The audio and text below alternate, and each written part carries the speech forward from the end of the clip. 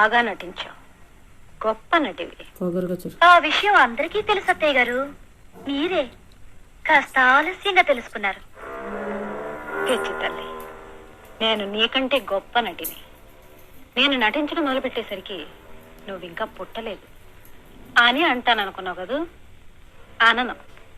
ఎందుకంటే ఆ మాత్రం తెలుసుకునే తెలివితేటలు నీకున్నాయని నాకు తెలుసు. కోడలు తెలివితేటలు మెచ్చుకునే అత్తగారు దొరకడం ఎంత అదృష్టం అని నేను మురిసిపోతున్నాను. ఇన్నాళ్లకు ఎత్తుకు పైవెత్తు వేసే సమూచి దొరికిందని మీరు మురిసిపోతున్నారు కాదు?